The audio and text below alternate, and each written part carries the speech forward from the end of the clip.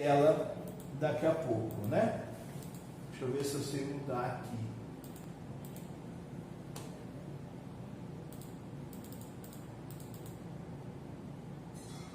Tudo bem. Segunda forma de exclusão da herança que nós temos é a deserdação. A deserdação ela é mais ampla do que a indignidade. O que significa dizer que ela é mais ampla? Porque ela admite tanto as causas do artigo 1814 quanto as causas do artigo 1961, 1962 e 1963. Por isso que ela é mais ampla, ela é mais abrangente. Mesmo assim, ainda exige o que? É motivação. Tá? Exige ação de ratificação. Só para vocês entenderem a diferença da dinâmica da indignidade para a dinâmica da deserdação. A indignidade, o fato acontece. Aconteceu o fato, por exemplo, artigo 1814, inciso 1. Eu fui e matei o meu pai. Ok. O fato aconteceu, alguém, qualquer interessado vai lá e propõe ação. Ponto. Agora, e a deserdação? Como é que funciona a dinâmica da deserdação? O fato acontece, vai depender do testador, do autor de herança, do decursus, do finado, se ele vai querer ou não deserdar aquela pessoa. Eu vou dar um exemplo aqui, que é um exemplo clássico que eu dou do artigo 1962, inciso 3, salvo engano, né? Relações ilícitas com a madrasta. O filho que teve relações ilícitas com a madrasta, que, enfim, ficou, pegou, enfim, qualquer tipo de relações ilícitas, cometeu relações ilícitas com a madrasta, veja bem, o pai pode perdoar ou não. Se ele perdoa, ele não coloca no testamento o desejo de excluir aquela pessoa, tá? Se ele não perdoa, ele vai lá e faz um testamento e diz lá, desejo excluir meu filho por ter incorrido no artigo 1962, inciso 2, ter mantido relações ilícitas com a minha esposa. Pronto. Fez o testamento, passou-se anos, ele morreu. Quando da abertura do testamento, começa o prazo para alguém, aí a gente vai ver quem, tá? Em tese é o testador, começa o prazo para o testador propor ação de ratificação, porque vai ratificar os termos que constam naquele testamento. Entendido, gente? A dinâmica é diferente. A indignidade, o fato acontece e alguém vai e propõe. Na deserdação, não, vai depender da vontade do testador. De repente ele fez aquele testamento há 10 anos atrás e hoje ele perdoou, ele faz outro testamento revogando aquele testamento que ele desejava excluir o filho. Tá? Vai valer o testamento mais novo que revogou aquele anterior. Entendido, gente? Então, na dinâmica da deserdação, admite o quê? Admite o perdão, admite, enfim, que o próprio testador se repense o ato que ele fez, tá? E não basta, por exemplo, um irmão propor uma ação de deserdação sem que o testador antes tenha determinado que o filho tal fosse excluído da deserdação, da herança, perdão. Certo, gente? Então, exige ação de ratificação. Como eu acabei de explicar, né? Inicia com vontade do testador no testamento e conclui através da confirmação do juiz na sentença de ação de ratificação. Correto? Foi o trâmite que eu acabei de explicar. Exige motivação. Não basta apenas a vontade do autor de herança, artigo 1964. Pois bem, gente, veja bem. Eu tenho um filho que torce para o Flamengo. É motivo para deserdar? Gente, deveria ser, mas não é. Não consta no rol do 1962 que diz lá quais são. Se a gente for pegar, depois vocês vão estudar artigo 1961, 1962, 1963, diz lá no 1962, autoriza a deserdação descendente pelo ascendente e tal. Inciso 1, ofensa física. Inciso 2, injúria grave. Inciso 3, relações ilícitas com a madrasta e com o padrasto. Inciso 4, desamparo do ascendente, alienação mental ou grave enfermidade. Tá? Então são esses 4 incisos e os incisos do artigo 1814 que autorizam a deserdação. E observe que dentro desses incisos não está o fato dele ser flamenguista. Deveríamos poder deserdar nossos filhos porque ele torce para um time que a gente não gosta? Deveríamos, tá? Mas não está lá. Ah, eu vou deserdar meu filho porque ele é nerd. Vou deserdar meu filho porque ele é emo. Porque ele gosta de música de calypso, por exemplo.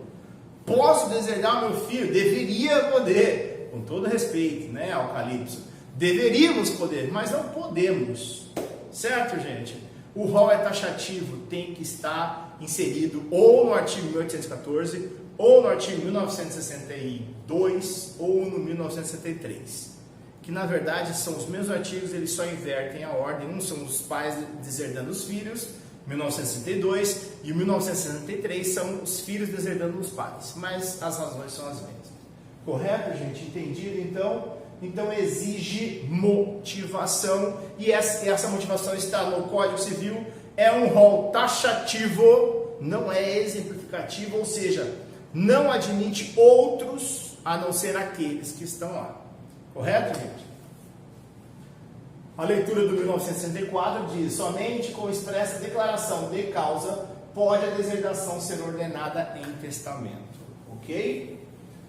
Deve ser uma das causas previstas no artigo 1814, 1962 e 1963, conforme eu já destaquei agora há pouco. Vamos passar aqui o slide.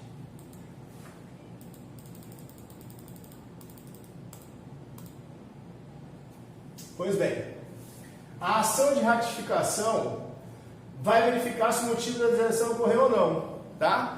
Pegar aquele exemplo em que o pai quis excluir o filho porque ele, enfim, teve relações ilícitas com a madrasta. Propõe-se, abre-se o testamento, propõe-se a ação de ratificação e vai verificar. Admite-se o que? O contraditório. O filho vai ser chamado a se defender. Certo, certo. Muito bem. E o que vai acontecer aqui então? Ele vai apresentar ao juiz: excelência, olha a foto da minha madrasta. Você acha que eu tenho condições de manter relações ilícitas com a minha madrasta? Aí o juiz vai olhar a foto da madrasta e vai falar assim: de fato, ninguém teria coragem de pegar a sua madrasta. Julgo improcedente a ação. Pronto. Ele não foi deserdado, tá? Mas se provar que ele pegou a madrasta, que ele manteve relações ilícitas com a madrasta, certo, gente? De repente aquela madrasta gata que vive na academia, um espetáculo de mulher, né? Que eu já ouvi dizer que tem, nunca vi, porque eu sou uma pessoa que não olha as mulheres dos outros, né? Eu só olho a minha esposa. Mas de repente eu já li, né, que tem pessoas que são assim. De repente o juiz se convence de que de fato ele pegou a madrasta e exclui ele da herança. Julga-se procedente a ação de ratificação, tá? Então vai verificar se o motivo da deserdação ocorreu ou não. O herdeiro será excluído se for comprovado que ele praticou a conduta. São obrigados à propor ação de ratificação: 1. O testamenteiro, que é a pessoa nomeada para zelar pelo fiel cumprimento do testamento. 2. O MP pode propor. Se ele observar que o prazo está passando e ele não propõe a ação, tá, de deserdação, que o testamenteiro não propõe, o MP pode propor. O prazo é de 4 anos da abertura do testamento. Eu não sei se eu destaquei na questão da indignidade, mas da indignidade o prazo é de 4 anos a contar da abertura da sucessão. Quando ocorre a abertura da sucessão? Com a morte. Então é de 4 anos contado da morte. Aqui na deserdação o prazo é de 4 anos da abertura do testamento, que não é o mesmo período da morte. Então a gente tem que entender essa diferença. O prazo de ambos é de 4 anos, mas a da indignidade inicia com a abertura da sucessão, que é o efeito da morte, a gente já viu. E da deserdação são de 4 anos, contados da abertura do testamento, que é um ato feito na presença do juiz. Correto?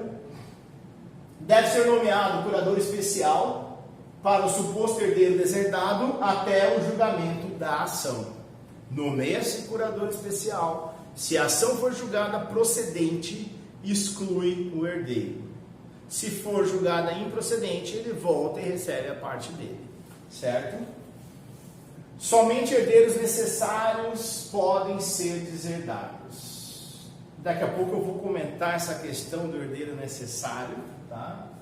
E os efeitos da sentença são ex tunc. Por quê? Porque retroagem a data do óbito. Certo, gente? Retroagem a data do óbito.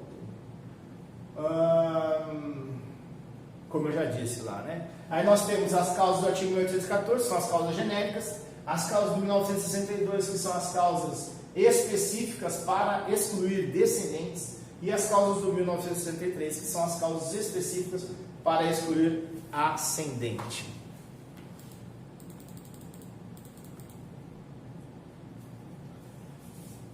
Os efeitos da indignidade e da deserdação são idênticos, tá? O excluído é tido como pré-morto. O excluído perde a guarda, a administração, o usufruto, bem como a herança dos bens que passarem para seus descendentes. Então veja bem, gente, veja bem. Eu matei o meu pai, certo? Tenho filhos menores. Os meus filhos recebem a herança em meu nome. Por quê? A gente acabou de dizer que a exclusão é uma pena. E se ela é uma pena, ela é personalíssima. Não pode transferir de pai para filhos. Então eles recebem no meu lugar. Acontece que alguém vai ter que administrar o patrimônio, tá? Quem vai administrar o patrimônio? Vai ter que ser nomeado um curador para tanto. Correto? A exclusão é uma pena, como eu disse, é personalíssima, não pode passar. Há o direito de representação, então os filhos herdam no lugar da pessoa que foi excluído, e os descendentes do excluído forem menores, será nomeado um curador, tutor, como eu acabei de destacar para vocês. Aqui nós temos um exemplo, um exercício, tá? Depois vocês deem uma olhadinha, mas veja bem, o A é o autor da herança, o D foi deserdado, admite que F e G subam para representar ele, herdam por representação, certo? Correto? E o C renunciou, então esse aqui não receberia, mas na verdade, gente, esse exemplo está errado, porque esse B aqui tem que estar vivo, tá? Daí esse daqui herdaria por direito próprio, esses dois por representação e esse aqui não herdaria. Se todos aqui ó, são pré-mortos, esse aqui é pré-morto, os filhos herdados aqui, todos aqui herdam por direito próprio. Tá certo, gente? A gente já viu isso, ok? Uma